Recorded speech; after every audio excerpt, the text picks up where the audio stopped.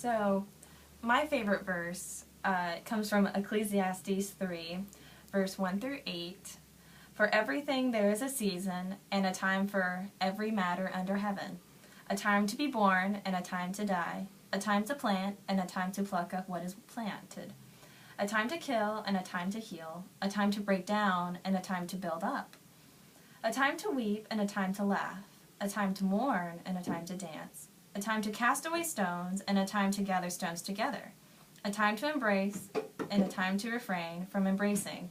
A time to seek, a time to lose, a time to keep, a time to cast away, a time to tear, and a time to time to tear, and a time to sow.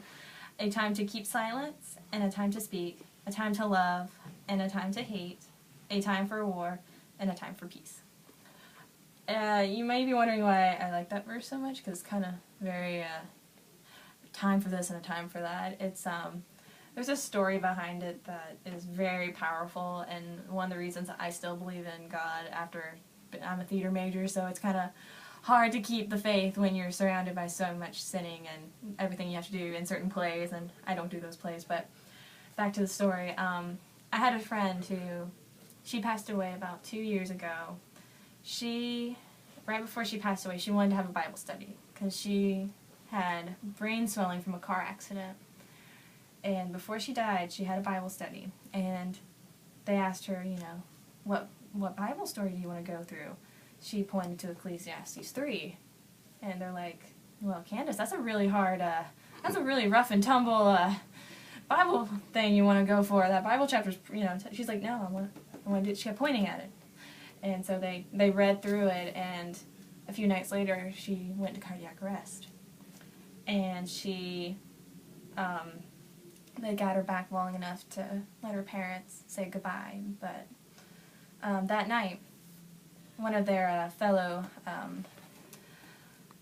congregation members, I guess, for lack of a better word, and close family friend, had a dream that God came to Candace and said, you can stay on earth, or you can come to heaven. It is your choice. And of course, knowing Candace, she has been one of the biggest influences in my life. And she was same age as me. It's hard to believe someone same age as you can be such a big influence, but they can be. So look to your friends.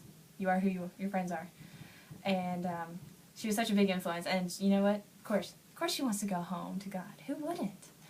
So, but I feel like the reason she wanted to go through this verse is to comfort those around her, because she was such a light for God. She had that glow around her that God was within her, that spirit-filled body. It was incredible. So I always think about that, especially for a time to be born and a time to die, a time to weep and a time to laugh. Because even though, I'm about to start crying because I miss her so much, actually, but even though I still cry and I still miss her, all the memories that I have make me laugh. And even though I feel, I was mad at God for a little while because I was like, why, God? Why'd you have to take her away? She was like the biggest advocate for you on this planet. She could have done so much for you. But it was her time to die.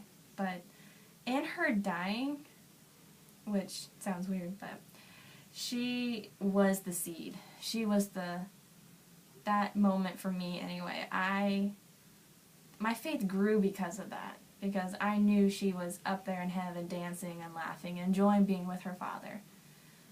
So I think not only was these verses were important to her, but now they're important to me, and she has shaped my life in a way that I never knew she could shape it, even if it was through her death.